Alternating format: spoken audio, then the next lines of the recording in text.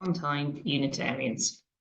So, as you know, I'm Louise Reeve. I am a worship leader here, one of many.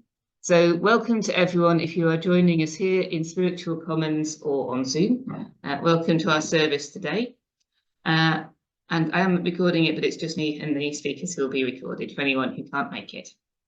So let's begin with our statement of the values that we hold in common as we journey together. We welcome all who seek the meaning of life and who believe that human spirituality is wider than any one tradition and deeper than any one set of opinions.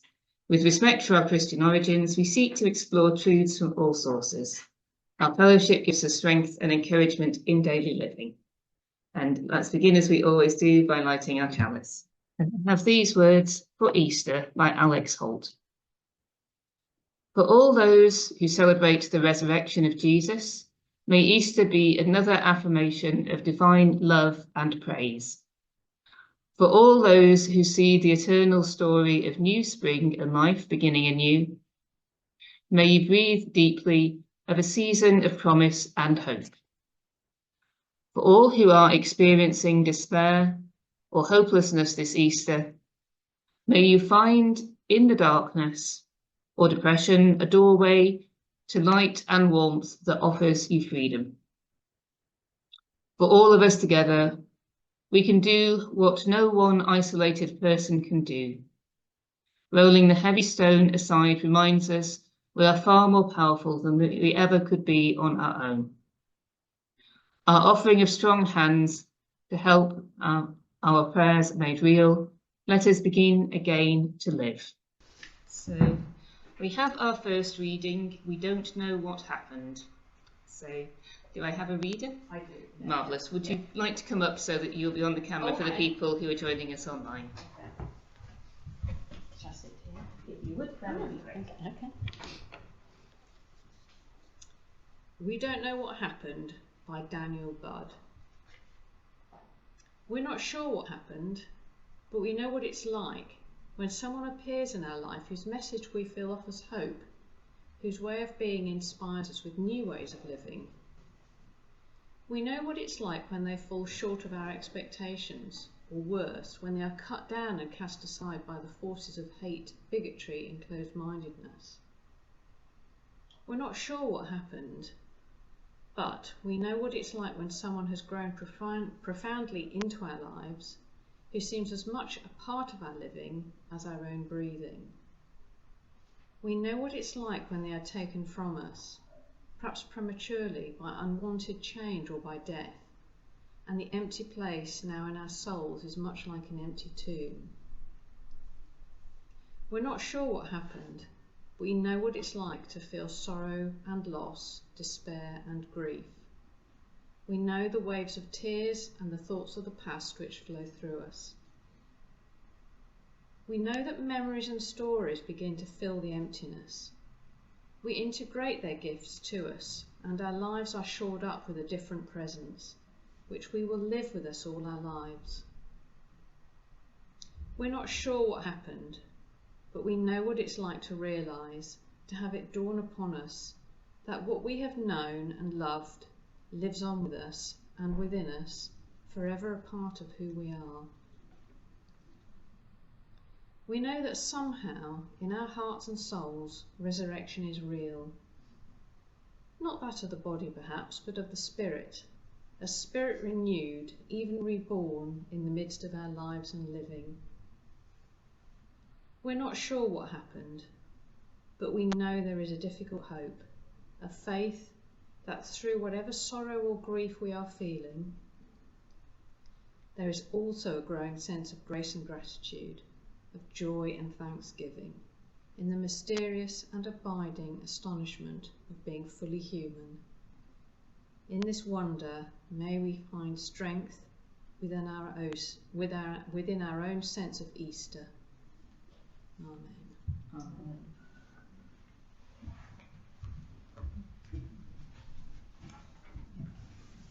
Thank you very much for reading that. I suppose my thinking for the Easter Miscellany was to try and focus a little on the hope of Easter, but also acknowledge the fact that, I don't know, I'm not sure there's any point at which we could have said our world wasn't facing troubled times, but there's certainly times that are more troubled than others, and I think these count. David, if I may put you on the spot, would you be willing to do your reading now? Yes. I think let's have the Easter story before our next hymn. The story of Easter is not simply a Christian story.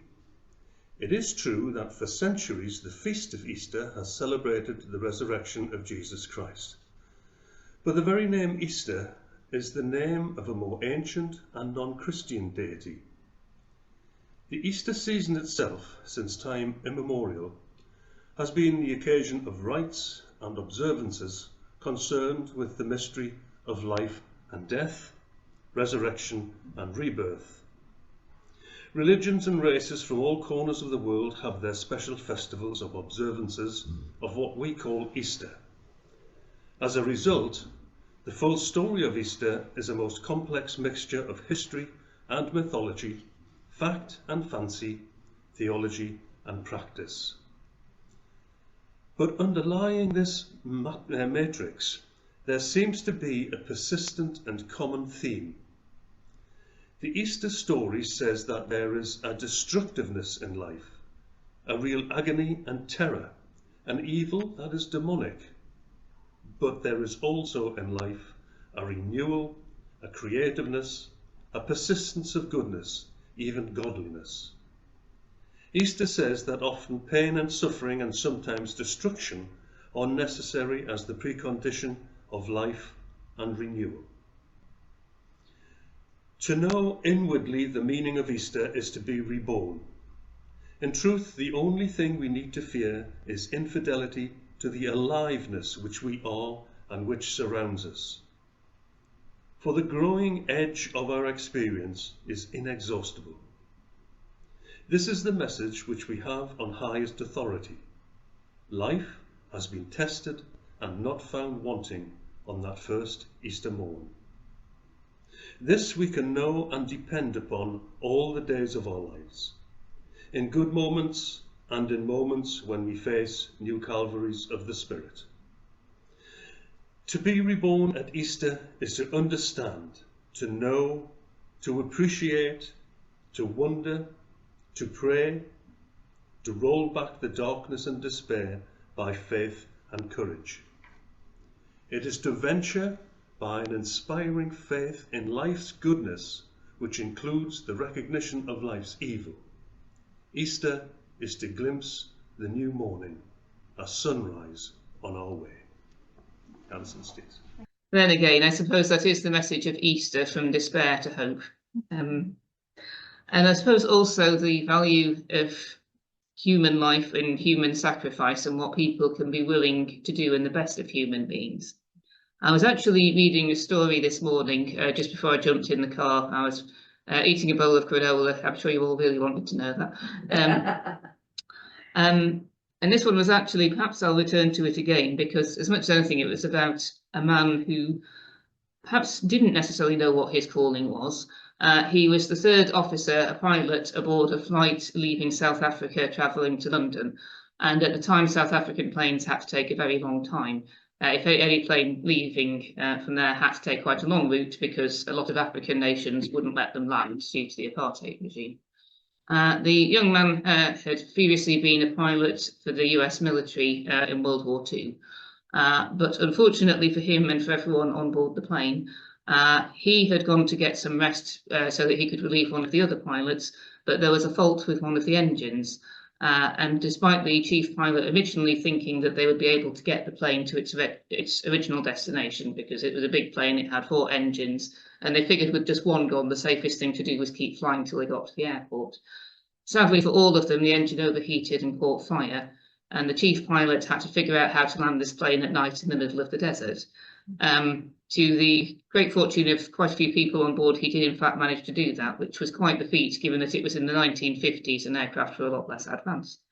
But unfortunately, as is often the way, the fuel tanks of the plane had ruptured and the plane caught fire. And the young third officer found himself running into the plane to try and pull as many people out as possible. he and the other members of the crew who had survived, rescued many people and propped them up in the shade of what shade they could find from one of the life rafts. Whilst they were waiting, they managed to trade with some local tribespeople who were extremely poor and had actually come in the hope they could loot the plane because they desperately needed supplies. But they did provide food and water in some directions. So being the least badly injured, the young man walked off in search of help and returned. And fortunately, the town he got to was quite a substantial one, and they did send help to rescue the people there.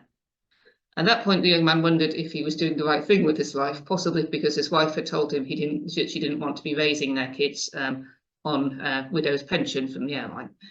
So he stopped and thought about what his calling was, and he realised that throughout his career he had travelled from many different countries and found people of all nations, and that his firm belief was that wherever he went, he encountered human beings. So at first he left the airline and went to work for the police. Unfortunately for him, perhaps we shouldn't be too surprised, he found that in the many US police departments at the time, well, frankly, you were not going to get a very good deal if you happened to belong to certain races, those races, I think, being anything that wasn't white.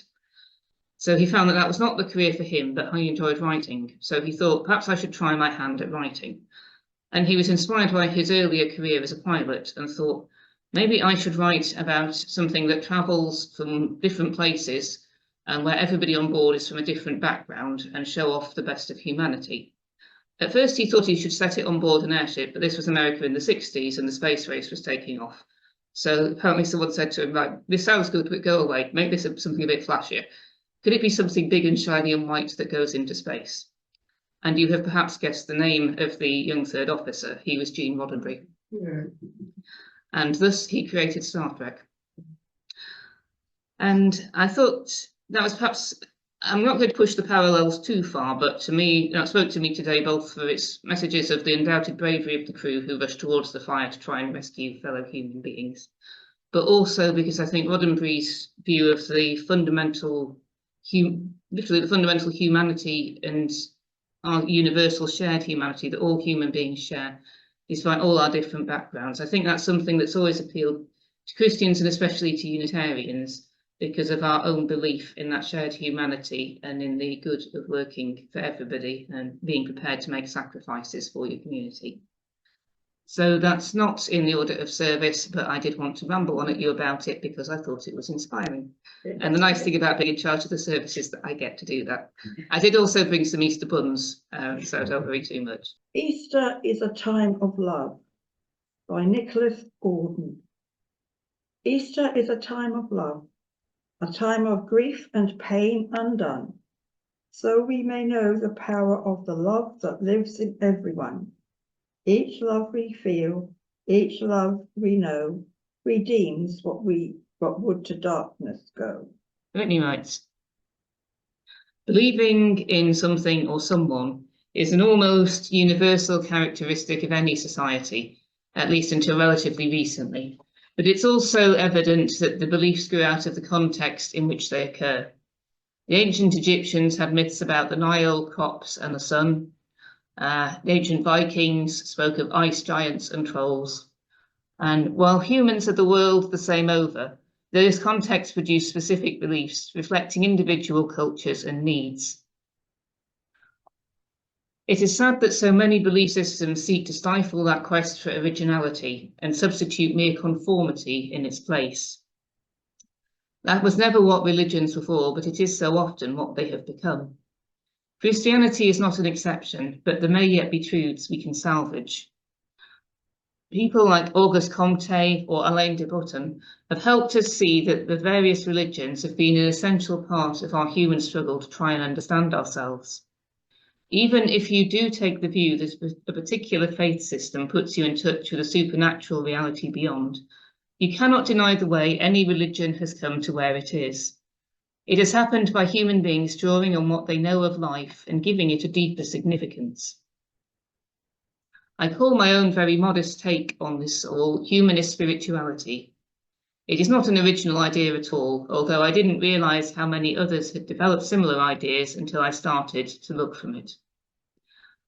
Generally speaking, Every element of a religious life, creeds, doctrines, temples, scriptures, values, and so on, all have their roots in human activity. They are not a mere revelation from beyond, but a realization from within.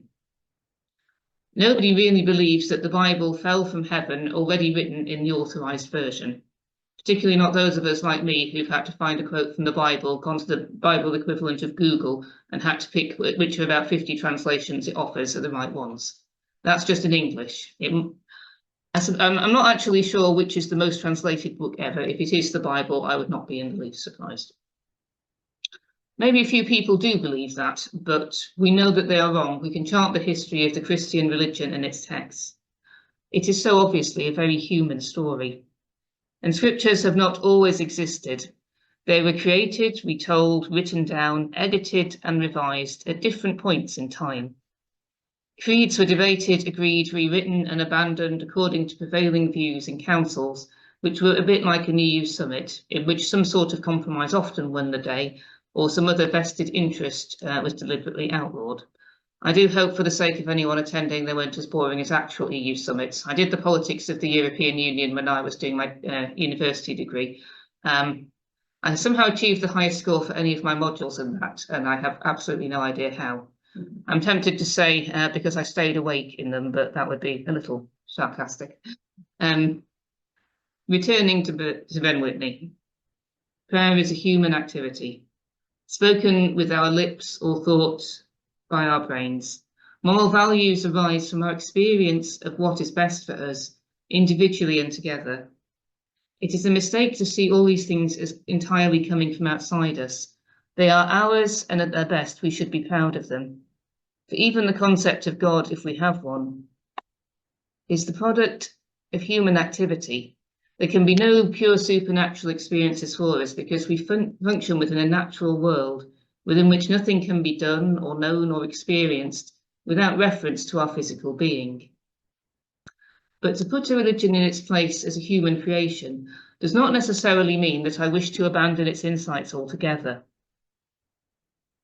The human questions behind the creeds still matter, and they have a longer lasting significance because of their origins.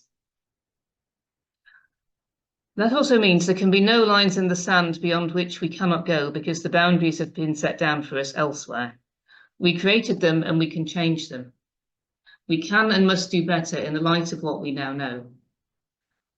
This makes genuine dialogue difficult with those who believe that they have encountered some deeper and changing deity.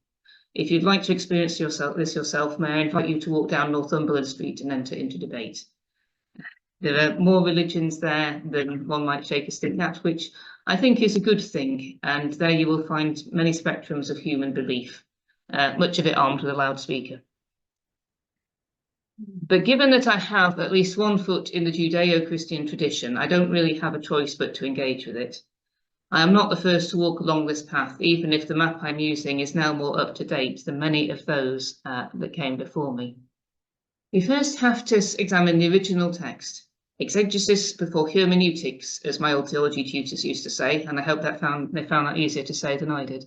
This is essential for all study of historic writings, including religious ones.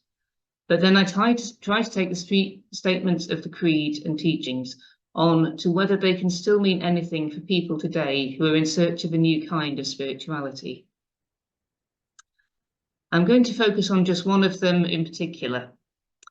All these things deserve to be studied and understood and their insights listened to, but their conclusions are not fixed for all eternity.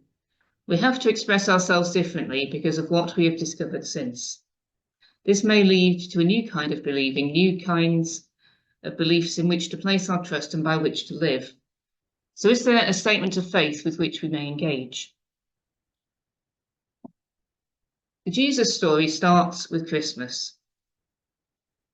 Whitney recounts that when he first started writing his book about this, it was around Christmas 2012. And at that time, we spoke earlier of the news cycle, and the news at that time was all about one story. The shooting of 20 children and 6 adults at a school in Connecticut by a deranged young man with an assortment of guns that was owned by his mother, the first victim of his spree. Some people at the time drew parallels with the infamous slaughter of the innocents that was said to have followed the birth of Jesus. We do not know if there is any factual basis of this, but we do know it was a symbolic element within these narratives designed to show how Jesus was like a new Moses who would challenge the kingdoms of the world, not operate on an entirely different plane away from the messy worlds of power and politics. What are we to make of such tragic events? And I wondered if I should bring that up, given that Easter is meant to be a day of hope, but you cannot have Easter without Good Friday, and we cannot have hope without despair. Any contemporary spirituality has to address such a question. Many believers will have asked, if not always out loud, how their God could have allowed such a thing to happen. Some will have blamed the devil. This next bit is Whitney's response, but I must say, as the worship leader and as a human being, that I do agree with him, and I'm certainly up for debate on this over coffee. Human beings are entirely responsible for such behaviour, whether it be a lack of gun control, the result of fragmented families, perhaps families struggling with no support, or poor health care, no support for people with mental health issues, people feeling hopeless, the abuse of power and bigotry of all kinds, or whatever causes people to sometimes lose all sense of reason and become mad. There is no God or devil we can hold to account for such inhumanity. It's just part of the package of being human, alongside love, sunshine, and John Rutter. There have been sadly similar events since then, and some in our own country, and terrible things like these happen every day. Like everyone else, we can only make ourselves aware of some of them.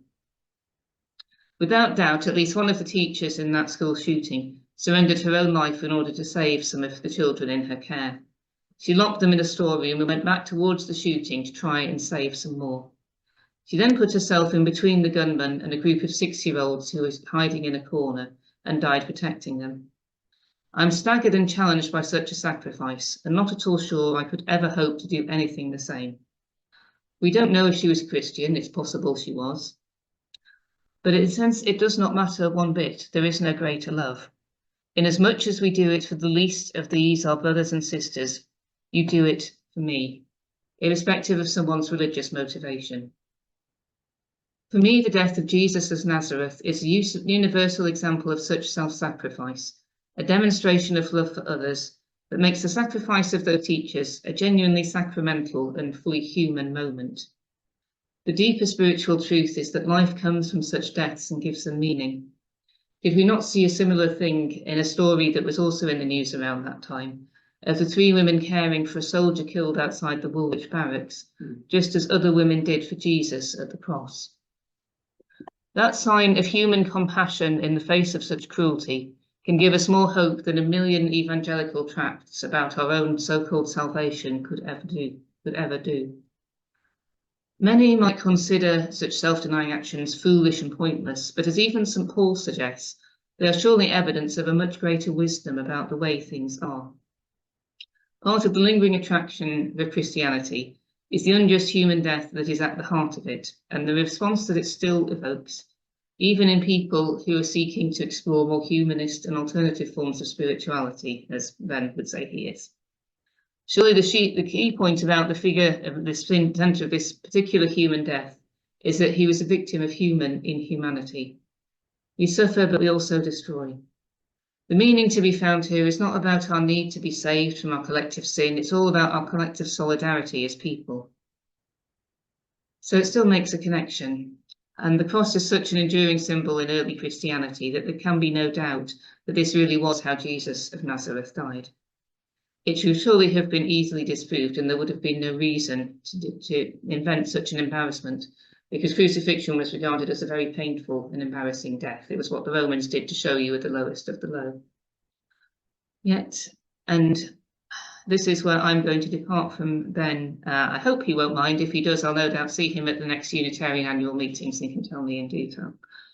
That for me,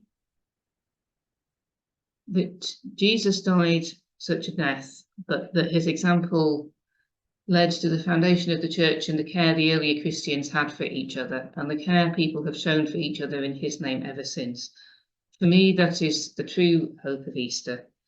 That is the resurrection and rebirth, not of someone's physical body, but to me, it is the rebirth of hope and the affirmation that there is always hope, even in the face of the greatest despair. Hope is risen at this time. We do not always know what lies ahead of us, but we know that even the smallest light can light the darkness, and even the smallest hope can blossom forth. On this Easter day, let us remember to walk in the light and to believe in hope, no matter how hard it sometimes may be. And let us remember that as a community, we are always together, even when we are physically apart. In the name of love, may it be so. So mote it be. Amen. Amen.